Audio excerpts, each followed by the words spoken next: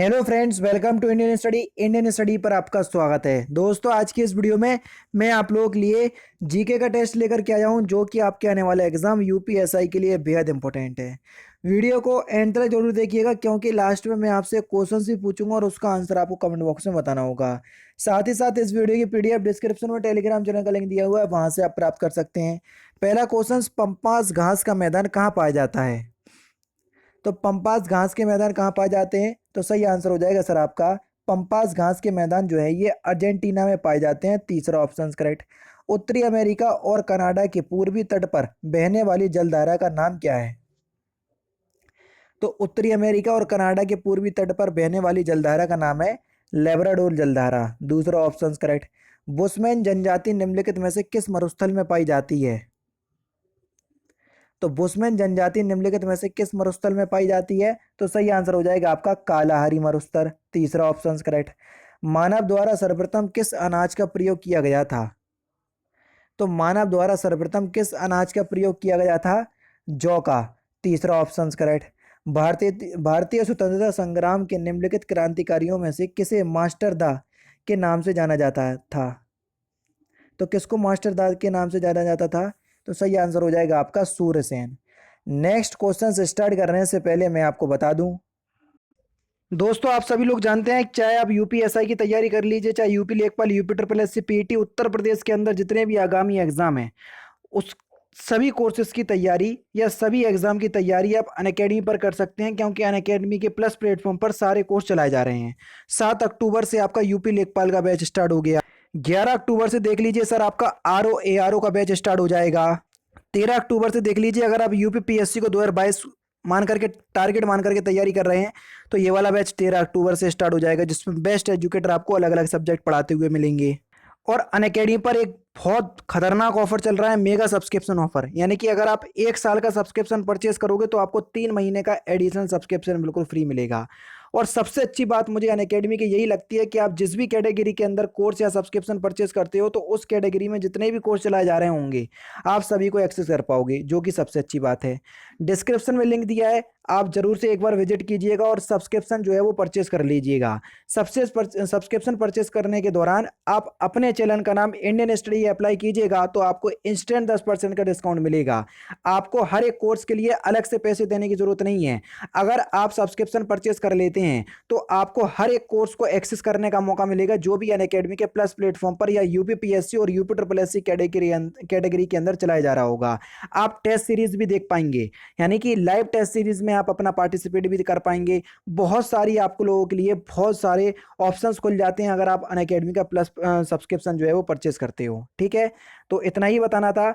तो आप परचेस कर सकते हैं, डिस्क्रिप्शन में लिंक दिया है। और जब परचेस करो तो रेफरल कोड की जगह इंडियन स्टडी जरूर से अप्लाई कीजिएगा। अब देख लेते हैं नेक्स्ट क्वेश्चन। नेक्स्ट क्वेश्चन, निम्नलिखित में से सिंधु सभ्यता का कौन सा स्थल उत्तर प्रदेश में संबंधित है?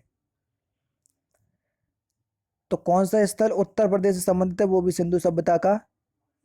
एक तो हुलास और दूसरा है आपका आलमगीरपुर, ये दोनों ही संबंधित हैं। तीसरा ऑप्शन यहाँ पर आपका बिल्कुल करेक्ट हो जाएगा।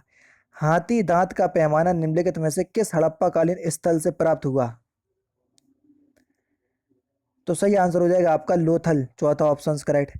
भारत में सर्वाधिक मैंग्रोव वन कहाँ पाया जाता है? तो ये पश्चिम बंगाल में पाया जाता है। पहला ऑप्शन करेक्ट। पारिस्थितिकी की दृष्टि से समुद्री पारितंत्र का सबसे महत्वपूर्ण जैविक समुदाय कौन सा है? तो सही आंसर हो जाएगा आपका प्रवाल। दूसरा ऑप्शन करेक्ट। निम्नलिखित में से कौन सा जैव विविधता संरक्षण की बाह स्थान है, यानी कि ex-situ विधि है? तो सही आंसर होगा आपका वनस्पति उद्यान। दूसरा ऑप्शन करेक्ट। निम्नलिखित में से कौन सा जैव विविधता हॉट स्पॉट नहीं है? तो सही आंसर हो जाएगा आपका पश्चिमी हिमालय। चौथा ऑप्शन करेक्ट। उत्तर प्रदेश का राजकीय पुष्प कौन सा है? तो सही आंसर हो जाएगा आपका पलाश। पहला ऑप्शन करेक्ट। भारतीय पशु चिकित्सा अनुसंधान संस्थान कहाँ पर स्थित है? तो ये बरेली में स्थित है। पहला ही ऑप्शन करेक्ट हो जाएगा। कंप्यूटर वायरस क्या है? तो कंप्यूटर वायरस जो है वो एक प्रकार का सॉफ्टवेयर है। पहला ऑप्शन करेक्ट। निम्नलिखित में से कौन वायरस जनित रोग है? इंपॉर्टेंट क्वेश्चंस जो वायरस से होता है।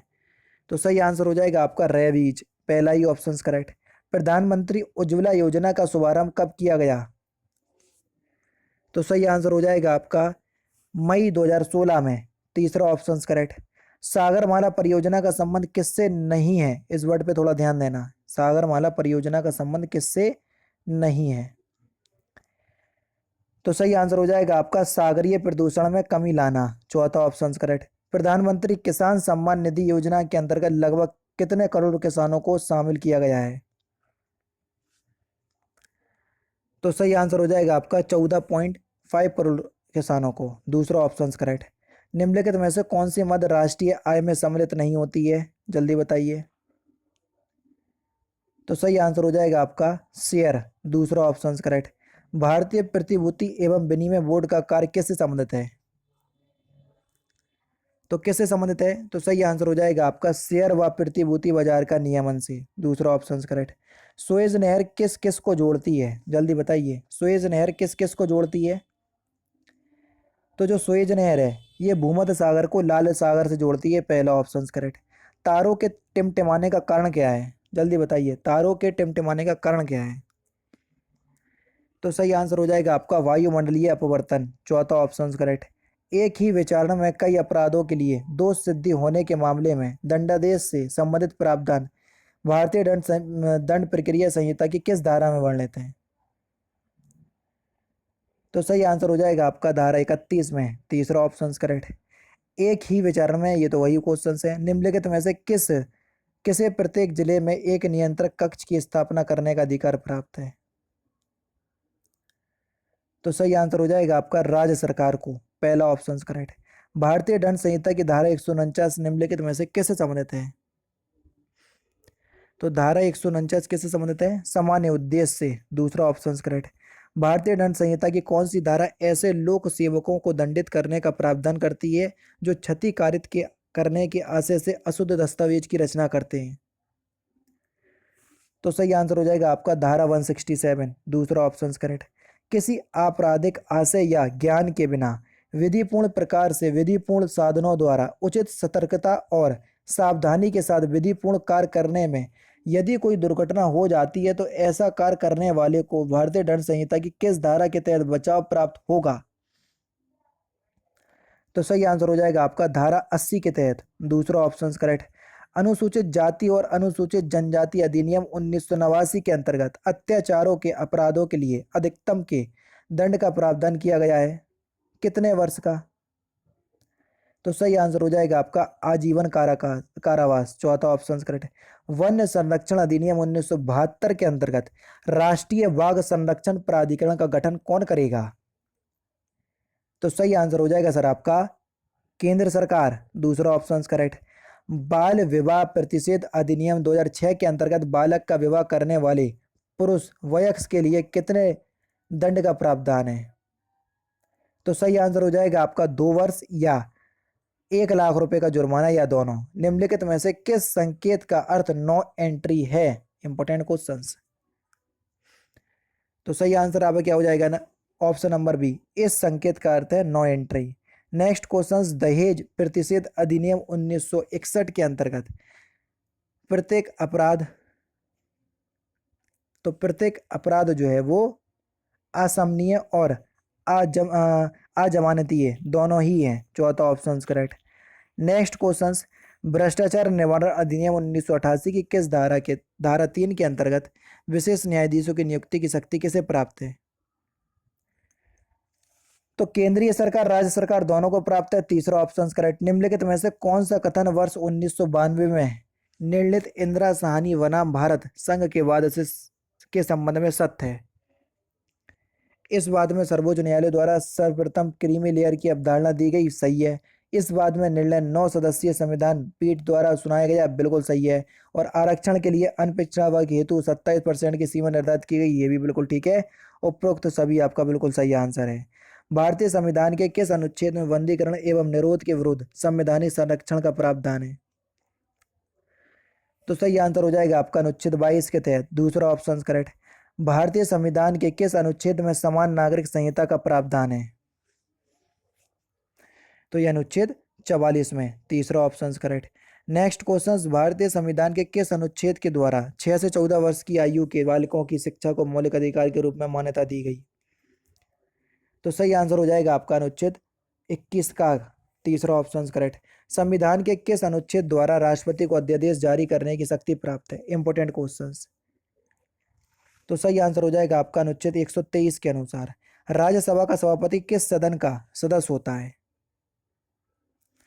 तो सही आंसर हो जाएगा आपका राज्यसभा का सभापति किसी भी सदन का सदस्य नहीं होता सर, ठीक है। तो उपरोक्त में से कोई नहीं, चौथा ऑप्शन करेक्ट। लास्ट क्वेश्चन, निम्नलिखित में से किस संविधान संशोधन द्वारा 11वीं सूची का समावेशन किया गया था? तो इस क्वेश्चन का आंसर आप मुझे कमेंट बॉक्स में बताएंगे। तो दोस्तों ये थे आपके 40 जीके के इंपॉर्टेंट क्वेश्चंस जो कि मैंने आज के इस वीडियो में आपको कंप्लीट करवा दिए। वीडियो अगर आपको अच्छी लगी हो तो प्लीज़ दोस्तों वीडियो को लाइक और शेयर जरूर कर दीजिएगा। तो दोस्तों फिलहाल की वीडियो में तो सिर्फ इतना ही। अगर आपको वीडियो पसंद आए तो प्लीज़ दोस्तों वीडियो को लाइक कीजिए, शेयर कीजिए और साथ ही साथ हमारे चैनल को सब्सक्राइब करना ना भूलें, क्योंकि मैं रोजाना इसी तरह की वीडियोस आप लोगों के लिए लाता रहता हूँ। नमस्कार दोस्तों, जय हिंद, जय भारत।